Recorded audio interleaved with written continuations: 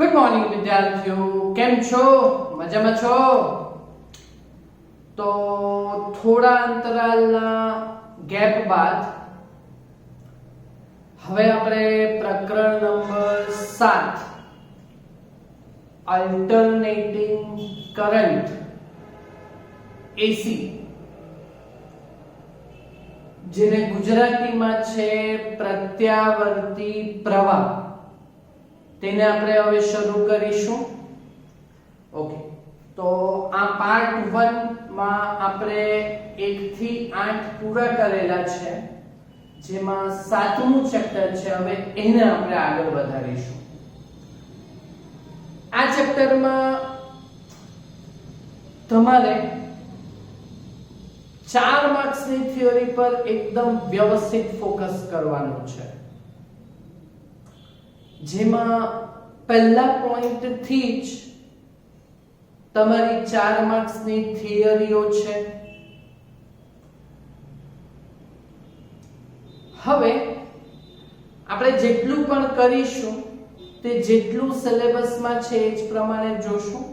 Okay, બીજું કરાવીશ તો તમને કહીશ કે એ છે કે નહીં સિલેબસમાં તે, બરાબર. પણ ડિસ્કશન તો આપણે બધા જ પોઈન્ટનું કરવાનું છે. ઓકે, તો અલ્ટરનેટિંગ કરંટ, પ્રત્યાવર્તી પ્રવાહ. ઓકે, તો જેને આપણે એસી તરીકે આપણે વધીશું આગળ. ઓકે, તો આપણે આ એસી એટલે શું, અલ્ટરનેટિંગ કરંટ, પ્રત્યાવર્તી એટલે શું? તો ભાઈ આપણે પ્રકરણ નંબર 6 જે જોયું એમાં છેલ્લી થિયરી જનરેટર હતું, એસી જનરેટર, ને એમાં જે વોલ્ટેજ જનરેટ થયેલા હતા તે સમય સાથે બદલાતા હતા, ને એ વોલ્ટેજનું સૂત્ર આપણે મેળવેલું હતું V બરાબર Vm sin ઓમેગા t. એટલે વોલ્ટેજ એ સાઇન વિધેય પ્રમાણે બદલાતો હતો. આ સૂત્ર આખા ચેપ્ટરમાં ચાલવાનું છે કે એસી વોલ્ટેજનું સૂત્ર V બરાબર Vm sin ઓમેગા t. એટલે સરળ આવર્ત રીતે સાઇન વિધેય પ્રમાણે બદલાય સમય સાથે, ને સાઇન વિધેય એટલે એ શૃંગ અને ગર્ત, શૂન્ય થી મહત્તમ થઈને પાછું શૂન્ય, અને પછી પાછું ગર્તમાં મહત્તમ થઈને પાછું શૂન્ય થાય. તો +1 થી -1 ની રેન્જ સાઇન વિધેયની. આ મેથ્સ વાળા માટે છે.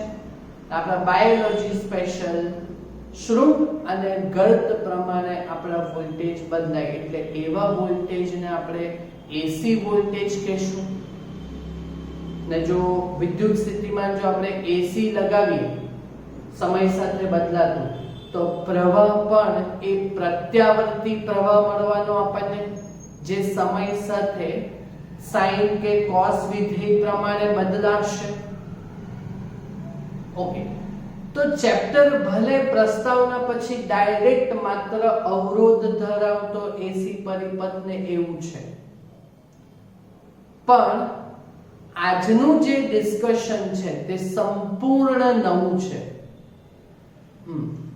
તો ચેપ્ટરનું સ્ટાર્ટ તો નહીં થાય, પણ તમારે થોડુંક મેથેમેટિકલ વસ્તુઓને પહેલા આ ચેપ્ટરમાં આપણે સમજવાની છે, ને આ સમજશું ને પછી ચેપ્ટર ચાલુ થશે.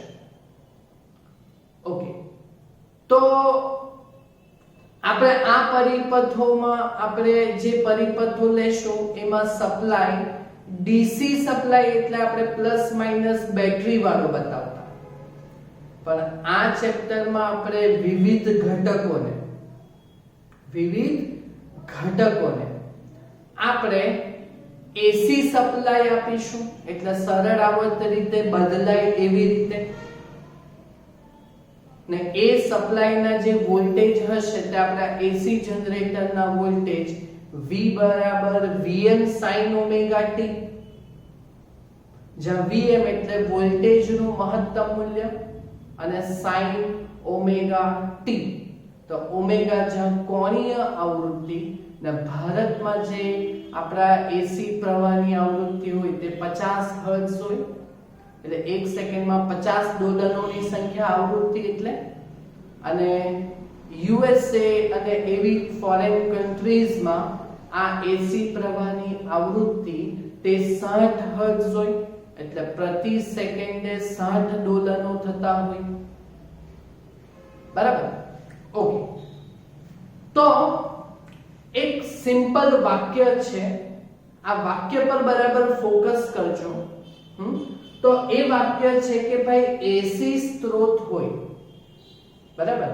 તો એસી સ્ત્રોતના જે વોલ્ટેજ અને પ્રવાહ જે આપણે લગાવીએ, બરાબર, તો એ હંમેશા RMS મૂલ્યો લેવાય. કયા મૂલ્ય લેવાય?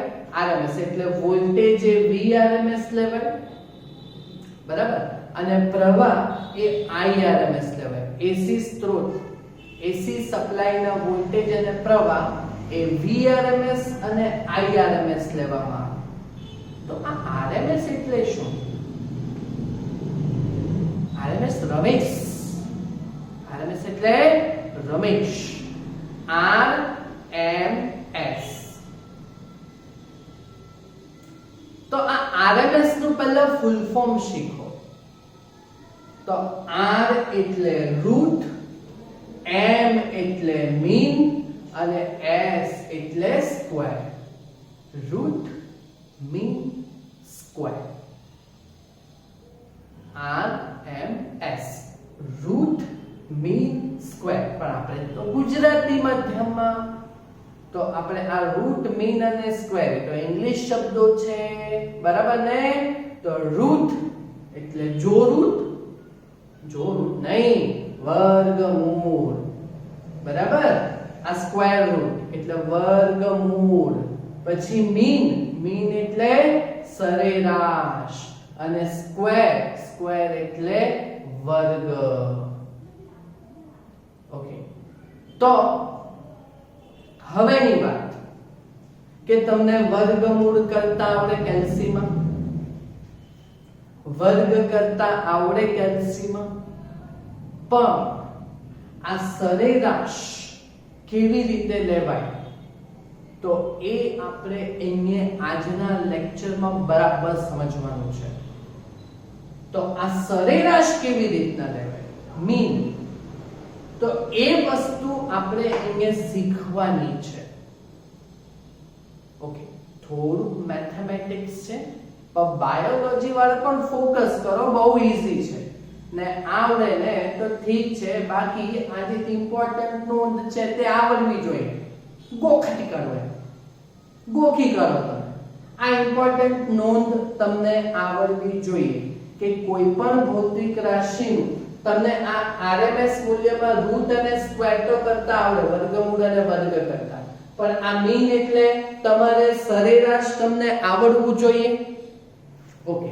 તો સરેરાશ કોઈ ભૌતિક રાશિનું તમે કેવી રીતે લઈ શકો, બરાબર? તો એ આવર્તકાળના ચક્ર ઉપર, એટલે એક ભ્રમણ માટે પ્રત્યાવર્તી પ્રવાહમાં શૃંગથી પાછું ગર્ત પૂરું થાય તો પછી પાછું શૃંગ થાય, એટલે આ એક દોલન પૂરું થયું, એક ભ્રમણ પૂરું થયું, એક આવર્તન થયું. તો કોઈ ભૌતિક રાશિનું તમે આવર્તન પર સરેરાશ મૂલ્ય કેવી રીતે લઈ શકો, બરાબર? તો ધારો કે કોઈ વિધેય છે, આવડે તો ઠીક છે, પણ તમે પછી છેલ્લે આ આવડવું જોઈએ. મને તો આવડે છે, બરાબર? હું મારી બેસ્ટ ટ્રાય કરું, જે રીતે અત્યાર સુધી કરી. ઓકે. તો સરેરાશ મૂલ્ય કેવી રીતે લેવાય? તો ધારો કે કોઈ વિધેયને આપણે ઇંગ્લિશમાં કહીએ ફંક્શન.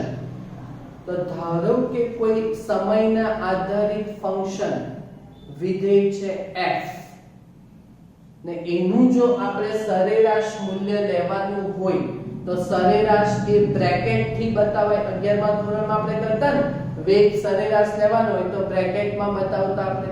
ઓકે. તો એવી રીતે આપણે અહીંયા ધારો કે કોઈ વિધેય છે f, ધારો કે કોઈ વિધેય છે f, તો f ને એ સમયથી આધારિત ફંક્શન છે વિધેય, ઓકે, એનું જો સરેરાશ મૂલ્ય લેવાનું હોય તો સરેરાશ માટે આવી રીતે આપણે બે બાજુ પર પાખ્યા પાડવાના, બરાબર? તો મારે આ વિધેયનું જો સરેરાશ લેવાનું હોય તો એક આવર્તકાળ પર એનું સરેરાશ મૂલ્ય લેવાનું હોય તો એક આવર્તકાળ પર એનું સંકલન કરવાનું. શું કરવાનું? સંકલન. તો આ વિધેયનું સંકલન, તો સંકલન એટલે સાપોલિયું ઓફ વિધેય f ને t વિધેયનું છે એટલે સંકલન ઓફ f dt, સમય t પર આધારિત છે એટલે, બરાબર? ને એક આવર્તકાળ પર કરવાનું. એક આવર્તકાળ એટલે એક દોલન પૂરું થવા માટેનો સમય. એટલે સમય ક્યાંથી ચાલુ થાય?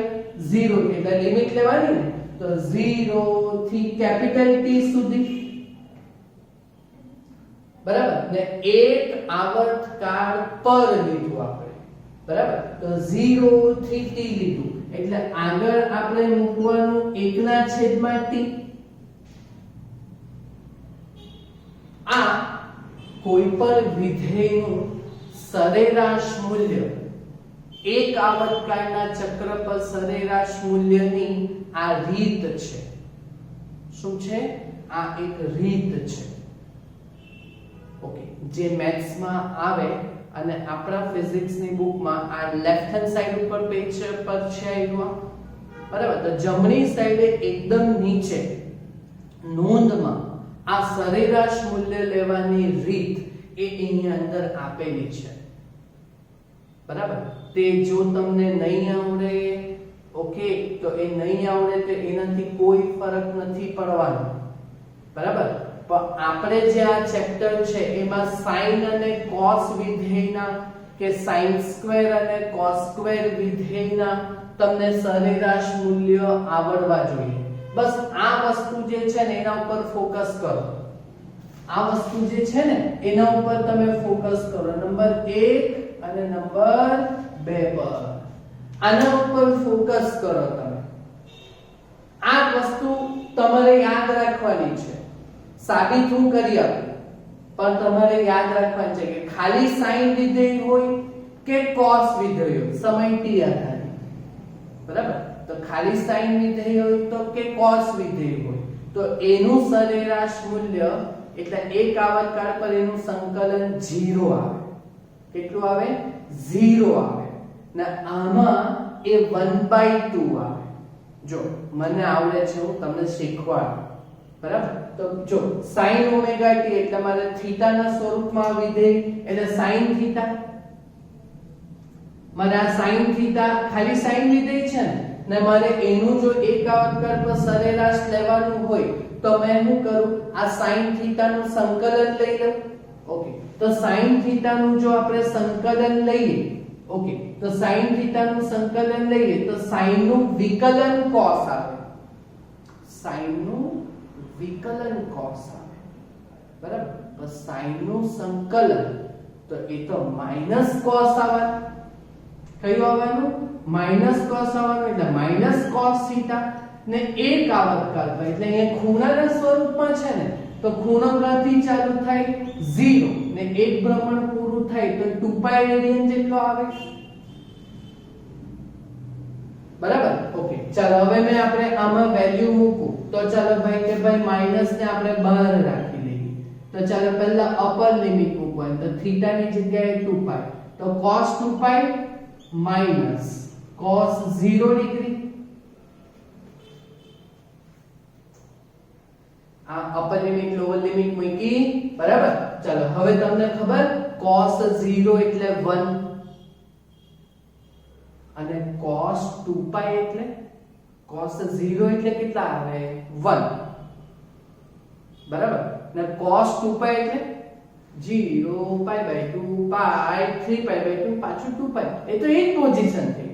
તો cos 0 ને cos 2π એક જ જગ્યા છે એટલે તા વેલ્યુ તો એક જ આવે. cos 0 ની 1 તો cos 2π બી 1. તો 1 - 1 કેટલા? 0, બરાબર? એટલે બોલો આવ્યો કે જવાબ 0.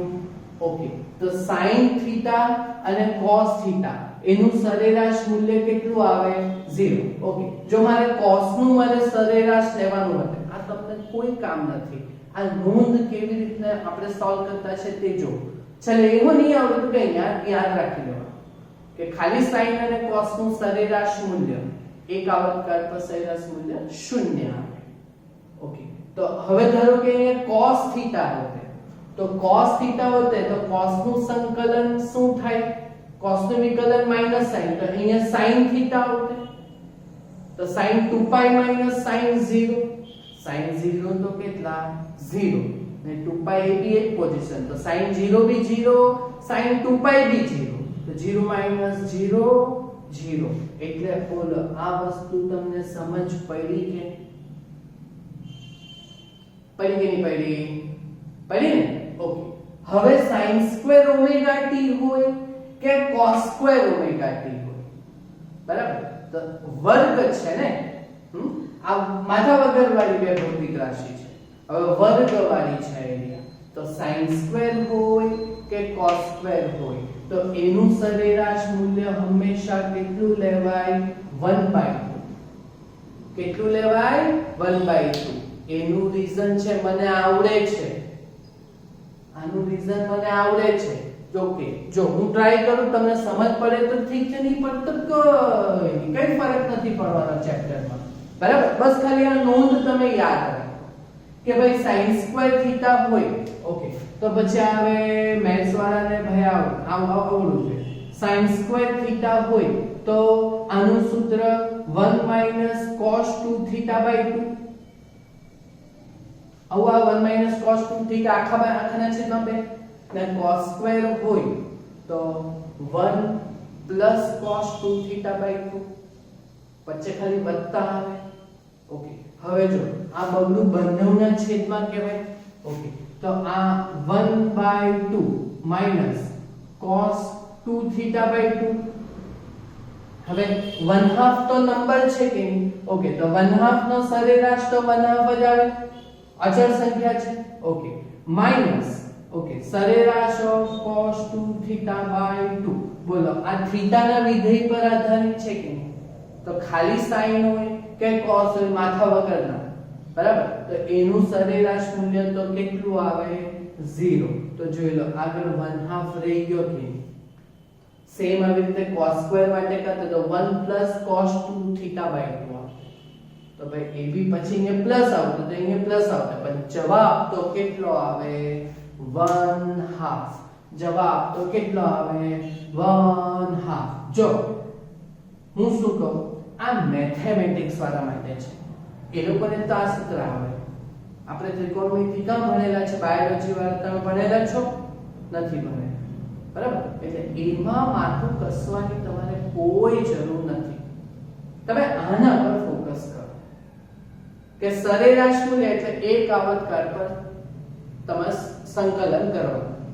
આઈ હુઆ એ હો નહીં આવે તો કઈ ખાલી sin હોય કે ખાલી cos હોય તો એનું સરેરાશ મૂલ્ય 0 માટે કો. ઓકે, ને વર્ગવાળા હોય sin સ્ક્વેર હોય કે cos સ્ક્વેર હોય તો એના માટે સરેરાશ મૂલ્ય કેટલું આવે? 1/2. બરાબર? આ એક ચેપ્ટરનો ઇમ્પોર્ટન્ટ કોન્સેપ્ટ છે, થિયરીઓમાં આપણને કામ લાગશે. આ બધા થિયરી સમજવા માટેનું કામ છે, બરાબર? તેમ છતાં જો તમારે આમાં હજુ વિસ્તૃત માહિતી જો સોલ્યુશન જોઈતું હોય, બરાબર, તો તમે મને મેસેજ કરજો, હું તમને સોલ્યુશન ખરેખરથી મોકલાવીશ, બરાબર? ઓકે, પણ નહીં આવડે તો બી વાંધો નથી. આ ઇમ્પોર્ટન્ટ નોટ તમને યાદ રહેવી જોઈએ, બરાબર? તો આ આપણે રમેશ મૂલ્યમાં એટલે RMS મૂલ્યમાં વચ્ચેનું મીન એટલે સરેરાશ કેવી રીતના લેવાય તો એ શીખવાયું તમને મેં. એક આવર્તકાળ પર સંકલન કરવાનું, બરાબર? ઓકે, છેલ્લે આ આવડશે તમને. બધું બહુ ગોખેલું હશે, તમે તો એક આટલું પણ ગોખી લો ને, એડ કરી લો ને. સાબિતી તો મેં કરાવેલી જ છે અત્યારે. ફાઇન. તો હવે 2 માર્ક્સની થિયરી આવી રીતે પૂછવી હોય તો પૂછાય. 3-4 વર્ષ પહેલા આ 2 માર્ક્સનો એક સવાલ હતો, RMS મૂલ્ય એટલે શું? વોલ્ટેજ અને પ્રવાહના RMS મૂલ્ય મેળવો. બરાબર, તો આ એકદમ ઈઝી થિયરી છે. RMS મૂલ્ય એટલે શું? આપણે વ્યાખ્યા લખવાની હોય તો તમને ફૂલ ફોર્મ આવડે. જો ફૂલ ફોર્મ આવડે તો પછી વ્યાખ્યાને એટલું આવી જવાનું. બરાબર, તો કોઈ ભૌતિક રાશિનું RMS મૂલ્ય એટલે કોઈ ભૌતિક રાશિનું RMS મૂલ્ય એટલે તે રાશિનું શું કરવાનું? તો ઉલટું કામ કરવાનું. RMS તો આપણે પાછળથી આવવાનું. તે રાશિના વર્ગના સરેરાશનું વર્ગમૂળ. કોઈ ભૌતિક રાશિનું RMS મૂલ્ય એટલે તે રાશિના પાછળથી આવવાનું. RMS તો પાછળ S એટલે સ્ક્વેર, એટલે તે રાશિના વર્ગના સરેરાશનું વર્ગમૂળ લેવાનું. બરાબર, આવું કેમ RMS મૂલ્ય લેવાય? તો એનું રીઝન એવું છે કે AC સ્ત્રોત હોય એમાં વોલ્ટેજ સમય સાથે બદલાતો હોય, એટલે કોઈ ચોક્કસ મૂલ્ય નહીં હોય.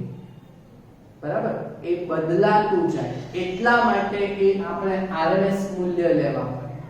બરાબર, તો એ વોલ્ટેજનું RMS મૂલ્ય એટલે Vrms અને પ્રવાહનું RMS મૂલ્ય એટલે Irms નો આપણે જવાબ લાવવાનો છે.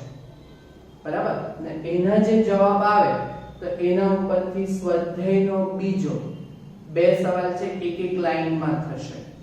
બરાબર, ને આજ પછી MCQ ના કોન્સેપ્ટમાં પણ તમને કામ લાગશે. આજ વસ્તુ તમને MCQ કોન્સેપ્ટમાં પણ તમને કામ લાગશે. MCQ આ કોન્સેપ્ટમાંથી ડેફિનેટલી પૂછાશે જ. અચ્છા, નહીં પૂછાય તો થોડું ચલાવવાનું ને તમારે. હા, પણ પૂછાશે મારા હિસાબે. ઓકે, તો કોઈ RMS મૂલ્ય એટલે શું? તો કોઈ રાશિના RMS મૂલ્ય એટલે તે રાશિનું વર્ગના સરેરાશનું વર્ગમૂળ. હવે પતી ગઈ ને વ્યાખ્યા? જો પતી ગઈ. ઓકે, તો હવે આપણે વોલ્ટેજનું પહેલા RMS મૂલ્ય મેળવીશું. એટલે પહેલા કોનું RMS મૂલ્ય લેવાનું છે? વોલ્ટેજનું RMS મૂલ્ય. એટલે આપણે Vrms જવાબ લાવશું.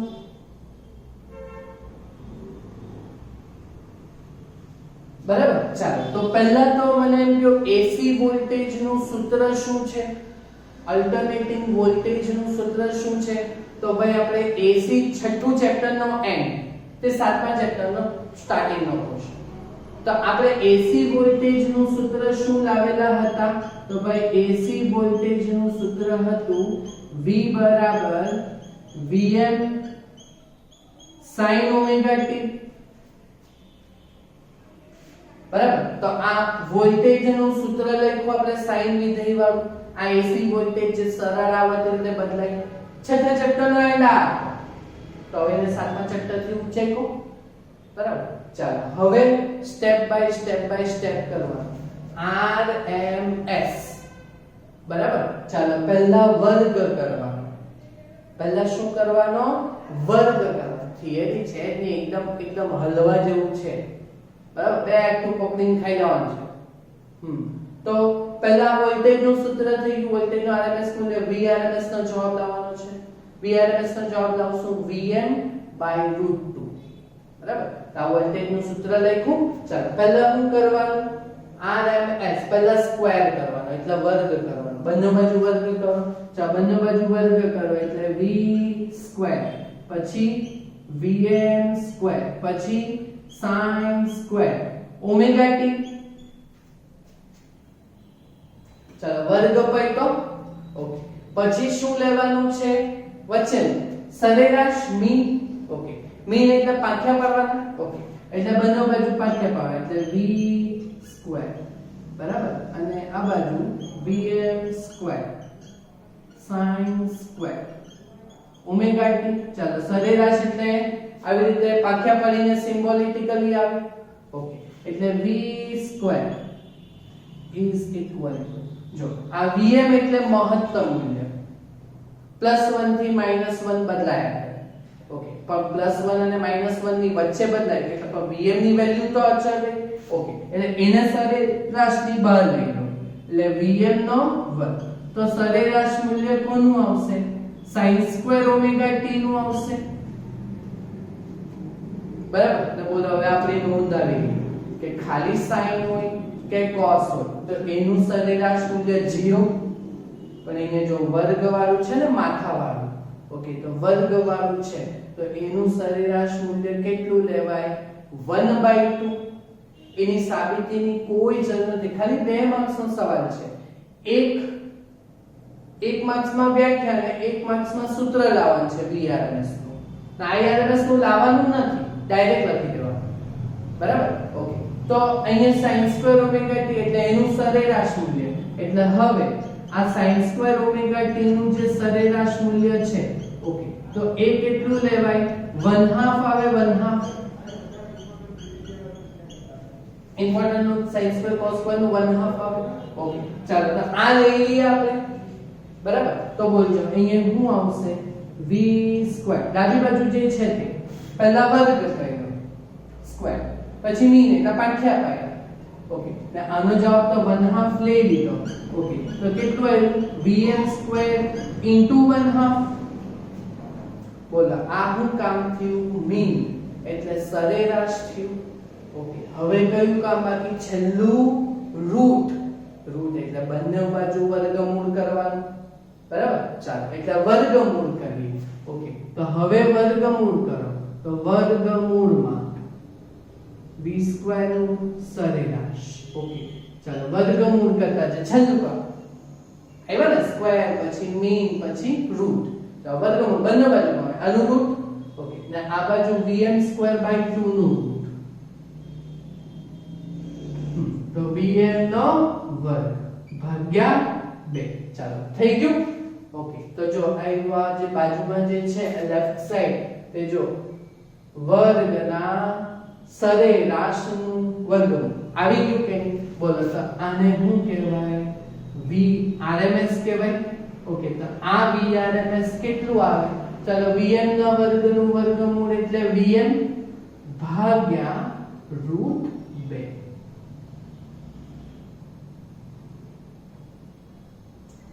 બોલો સમજ પડી કે તમને? ઈઝી છે, થાય કે નહીં? જાતે કરજો તો આવડશે. ભાઈ બેઠું કોપી પેસ્ટ સ્નેપશોટ લઈ લો, બેઠું ઉતારી મૂકો, મજા નથી. બધું સમજાવેલું છે, લખેલું તો છે પણ સમજાવેલું તો છે. હજુ વિસ્તૃત જાણવું હોય તો પછી મેસેજ કરજો, સોલ્યુશન મોકલાવીશ. બરાબર? મહેનત કરતો રહેવા. ફાઇન.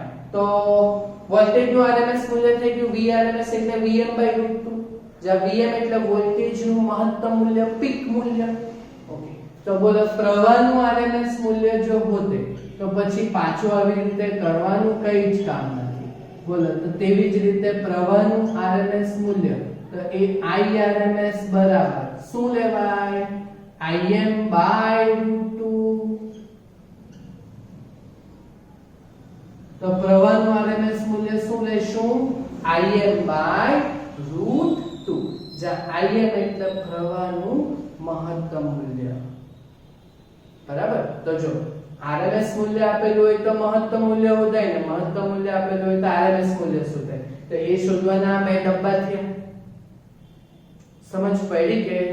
ને આપણે આ ચેપ્ટરમાં જે બી પરિપથો હશે તે DC સપ્લાય વાળા નહીં, AC સપ્લાય વાળા હશે, શૃંગગર્ત વાળા.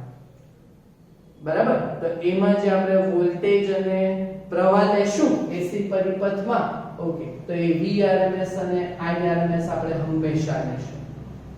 બરાબર? તો જો આ MCQ કોન્સેપ્ટનો દાખલો છે. બરાબર? MCQ આ કોન્સેપ્ટના એક પૂછાશે તમને, 100% પૂછાશે. નહીં પૂછાય તો માફ કરશો ને મને. ઓકે, તો સ્વાધ્યાયનો બીજો સવાલ A અને B માટેનો છે. ચાલો જો તો એક જ લાઈનમાં પતી જાય. બોલો શું આપેલ છે? AC સપ્લાયના વોલ્ટેજનું મહત્તમ મૂલ્ય આપેલું છે તમને 300 વોલ્ટ. ઓકે, તો વોલ્ટેજનું મહત્તમ મૂલ્ય Vm બરાબર કેટલા વોલ્ટ આપેલા છે? મહત્તમ મૂલ્ય એટલે Vm 300 વોલ્ટ આપેલા છે. ઓકે, તો તેનો શું શોધવાનો છે? RMS voltage. ઓકે, તો Vrms શોધવાનું છે. તો બોલો Vrms એટલે Vm/√2. ઓકે, એટલે 300 ભાગ્યા વર્ગમૂળ 2. બરાબર. તો 300 એટલે 150 ગુણ્યા 2 ને 150 ગુણ્યા 2. ઓકે, તો વર્ગમૂળ 2 નીચેથી ઉડે તો આ 150 વર્ગમૂળ 2 બી કહેવાય વોલ્ટ.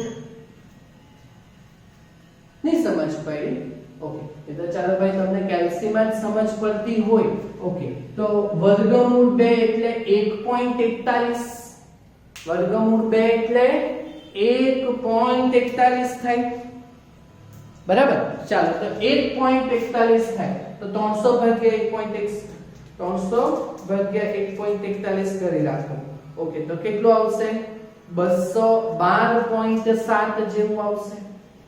બરાબર. ને જોજો વર્ગમૂળ 2 એટલે 300 ભાગ્યા વર્ગમૂળ 2 કરો તો 212 પોઈન્ટ સમથિંગ. ક્લિયર?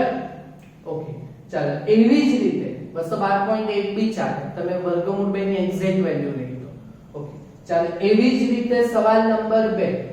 AC પરિપથમાં પ્રવાહનું RMS મૂલ્ય આપેલું છે તમને 10 એમ્પિયર. બોલો કયું વેલ્યુ આપેલ છે? પ્રવાહની RMS વેલ્યુ. એટલે IRMS તમને આપેલું છે કેટલા એમ્પિયર? 10 એમ્પિયર. ઓકે, તો તમારે શોધવાનું શું છે? તેનું મહત્તમ મૂલ્ય શોધવાનું છે. ઓકે, તો પ્રવાહનું મહત્તમ મૂલ્ય એટલે Im શોધવાનું છે. ચાલો, પ્રવાહનું RMS મૂલ્યનું સૂત્ર IRMS બરાબર Im/√2. બરાબર. ઓકે, તો Im શોધવાનું છે તો Im બરાબર √2 ઇન્ટુ IRMS. બરાબર. ઓકે, તો 1.41 ગુણ્યા IRMS નું મૂલ્ય કેટલું આપેલું છે? 10. બરાબર. ચાલો, તો 1.41 ગુણ્યા 10 કરો તો Im બરાબર તમારો જવાબ આવશે મહત્તમ મૂલ્ય 14.1 અને પ્રવાહ એટલે એમ્પિયર. બોલો સમજ પડી? આ MCQ કોન્સેપ્ટમાં આવા પૂછાય. હા, પૂછાય, આવડશે તમને. ના સાબિત કરેલું છે તે સમજ પડી. બસ આમાં એક વસ્તુની સમજ પડી, આ સરેરાશ વાળું. હા, તો એ સરેરાશ વાળું આ જ કામનું છે, તમને યાદ રહેવું જોઈએ. ક્લિયર? થશે કામ આટલું? થશે ને? ઓકે, તો આટલું કામ કરજો. પછી આપણે હવે ચેપ્ટરને ધીમે ધીમે આગળ વધારીશું. બરાબર. ઓકે, તો કામ કરતા ને જેવી કરો બને ત્યાં સુધી સમજીને જાતે કરજો. Okay, thank you very much.